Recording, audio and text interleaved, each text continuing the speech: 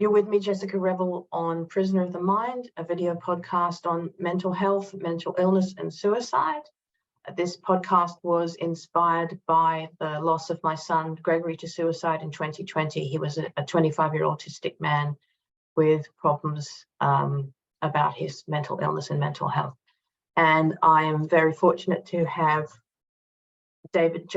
David Jobes with me from Catholic University of America, who was a suicide prevention expert, who's the author of Community Assisted Management of Suicide Approach and has many citations, 8,444, I think, and has been involved in suicide prevention across what a 30, 40-year career. Is that correct? Yeah. Since graduate school, yeah. Long time. Yeah. And I often find when I talk to people that they say that suicide found them. They didn't find suicide. Is that your experience?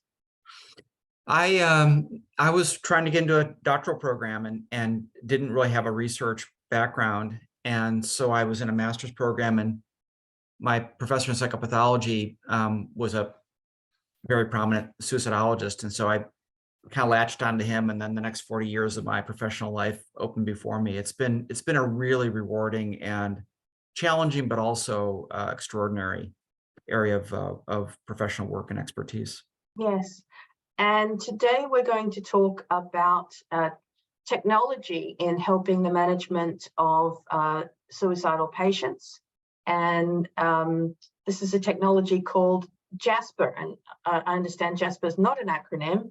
Jasper stands for what? It's named after a patient who was stuck in an emergency department.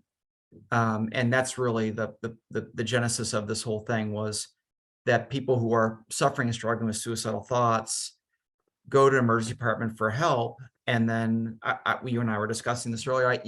We had here in Maryland, where I live in the United States, a child, a teenager, 14-year-old, who's on the spectrum, was in for 78 days in an emergency department while they waited for an inpatient bed, which he eventually got after 78 days, and they died while he was in the inpatient unit.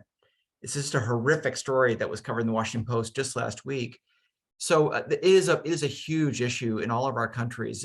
There's no country I've ever been in, Jessica, where people are like, oh, the emergency department's not that bad. You get great care there. It's not stressful. Yeah, that's not true anywhere. It's not true anywhere, as far as I can tell.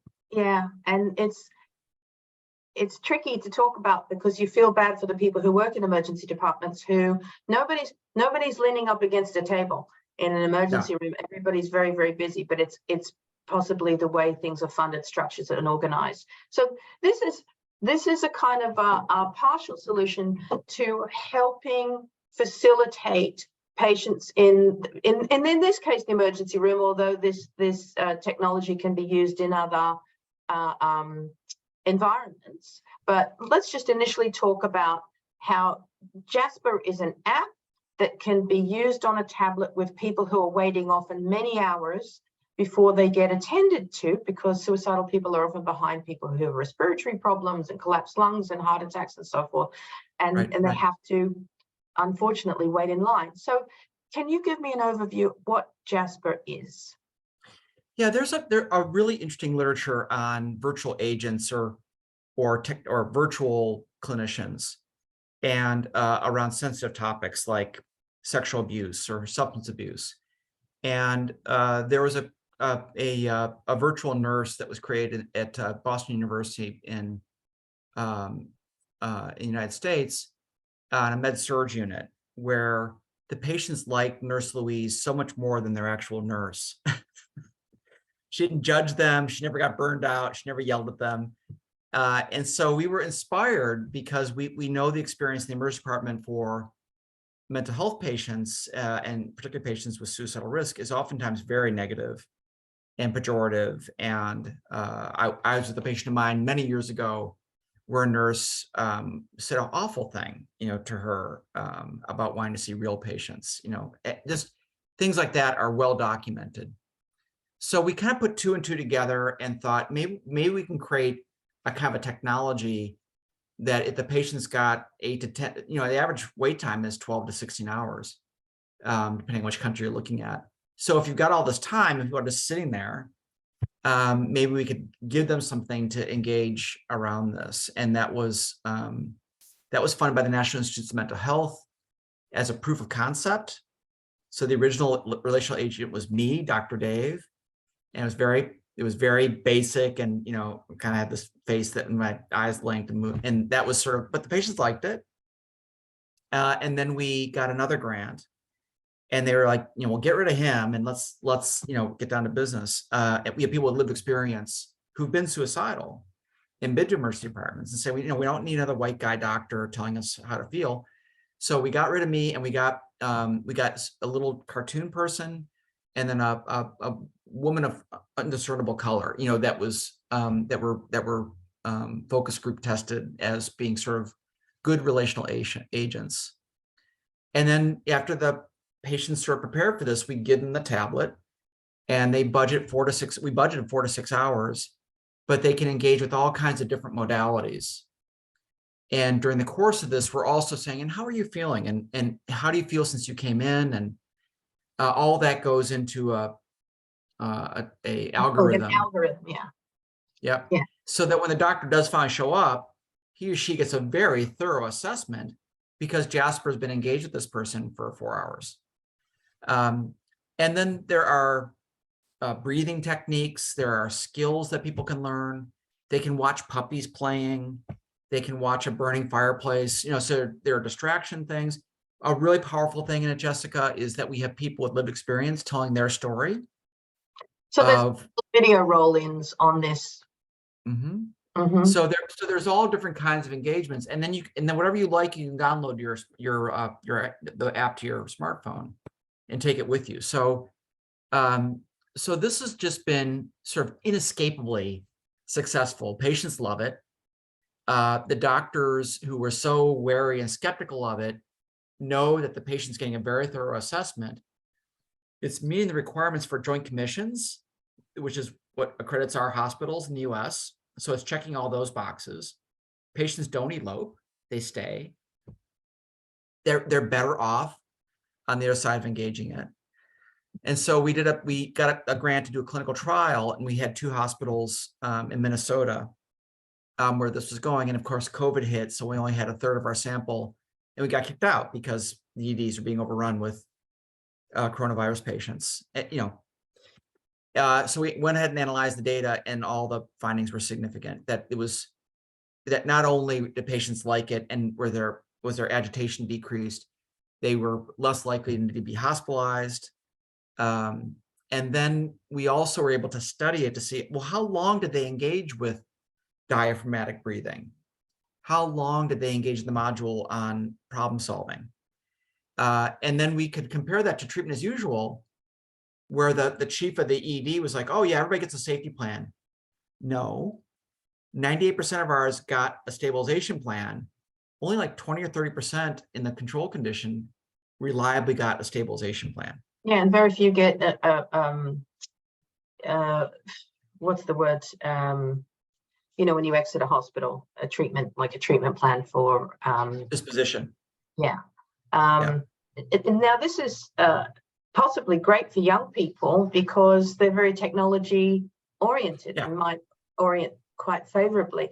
What of people who are suicidal, and when men get to be in their 80s, they become a high risk group? What about facilitation? Are there practitioners there that can help them facilitate technology they might not understand?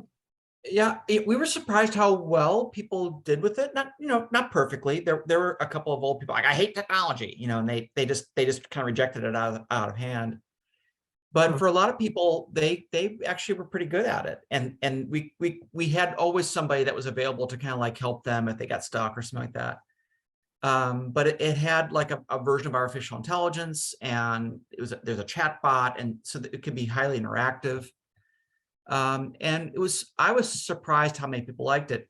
I work for the Army Intelligence Security Command as an expert consultant, and we have, for example, people at Fort Meade, where the National Security Agency is, and they do highly sensitive reconnaissance and actually operational missions. And as soldiers, enlisted soldiers, they don't ever want to talk about their mental health problems because they get locked out of the building. if they go to Walter Reed, which is just on the road here, which is a big medical center Yeah. for military service members, then they might lose their clearance. So we have, these challenges that are baked into our culture in different vocational groups, and but Jasper, that might be something that they would engage in, especially if they can do it privately and they can download the apps, components of the app to their phone and take it with them. Jasper, as I understand, has it includes in its overview a comprehensive suicide assessment, so risk, access to lethal means, decision support tools, and it also has psychoeducation about suicide and behavioral skills that people can learn, as well as you said, the videos about lived experience. The lethal means, it's interesting to me if this were an app that we used in this country, and just a warning that I'm about to talk about a lethal mean in case somebody wants to scroll forward. In the United States, the most common form of suicide is gunshot wound, whereas in Australia it's not. So maybe country by country that would have to be altered. It can be modified. I mean, for us, guns are number one, but it could also be discussions about a stash of pills, or about a unsecured door to a rooftop. There are various lethal means that can be sort of picked up. It's not just guns. So so that is something that's baked into the intervention. And before the patient's discharged, we know about the environment they're being discharged home to. And perhaps provisions have been made to secure a stash of medications that were in the medicine cabinet, or the gun has been made secure, or car keys have been stored, safely. So it's what was really cool about it in our trial was we could actually see that these interventions that we know are effective were actually used, and then for how long. We could actually monitor how many minutes were spent in the lethal means safety engagement, for example. So it's not perfect. I'm not, I don't think technology is going to replace people altogether, but it's one of these inescapably awful experiences of going to the emergency department where you just sit and wait for the doctor and watch a lot of TV and people get triaged over you. If you're a smoker, you're going to go through severe nicotine withdrawal. And we know a lot of people elope. They just get fed up after 10 hours and they just walk out. So it's definitely not the solution, but is a major alternative, and it's cost effective and checks a lot of boxes, and patients like it. So what would it cost a hospital to take on this technology? I have no idea. That's not my lane. But if people are interested, it would be a one-time investment to get the platform, to get the software.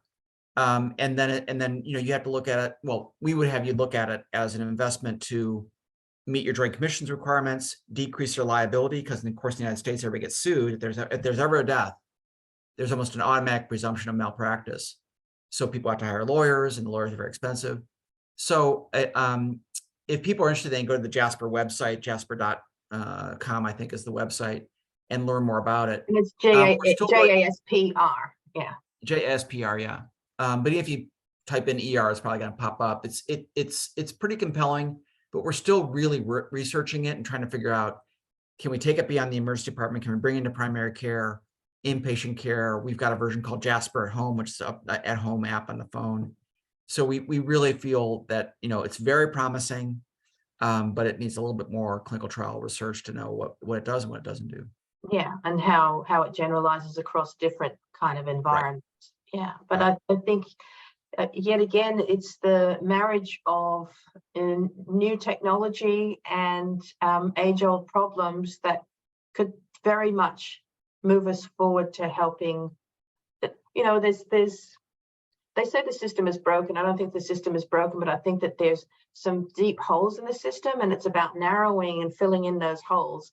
And it seems like if you want people to not leave an emergency room before treatment, and if you, I think what sounds really good about this is that it concretizes maybe something that a patient might have been thinking about or even fantasizing about, but then it's put in real terms that they can read. It's not just spoken, it's read.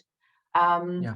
And I think that it can kind of give a solidity to what they're suffering. And maybe even in some cases, they're more able to articulate what's going on for them when they eventually do see a doctor. Well, there's no question that they've benefited from the story's lived experience, because people are saying, I was in your shoes 20 years ago. At the end of my rope, I'd try to hang myself, literally. My girlfriend cut me down, and they talk through their story, and now I'm here. And that's really powerful to see people who have gone through what you're going through right now and see that they're okay. And so it's this menu of options, and it's patient driven. And and there are some people that they just go and they just watch puppies playing, and they'll spend an hour. And I'm a dog owner. I love puppies. I mean, so that would be my choice. But there are just different needs for different responses for different need sets. And we just know from the research that they get better, and they're not as agitated and upset as they were when they first came in. And we have a way then that a doctor could say, well, maybe you don't need to be hospitalized. Maybe I understand your boyfriend's out there. He's ready to pick you up. The lethal means have been secured at the home. You're much better than you were when you first came in. I think we can discharge you, and let's make that appointment with your psychiatrist next week, and we'll be really good here. So, that's a win-win for everybody. And that's what we're after in an intervention like this. Yeah, that's amazing. I'm grateful that you shared this information, and I will put the link underneath to the Jasper demonstration website so people can have a look at it. But another great thing for suicide prevention. And if you're with us today and you're struggling, I believe you. And in the words of my son, I want you to know that you matter.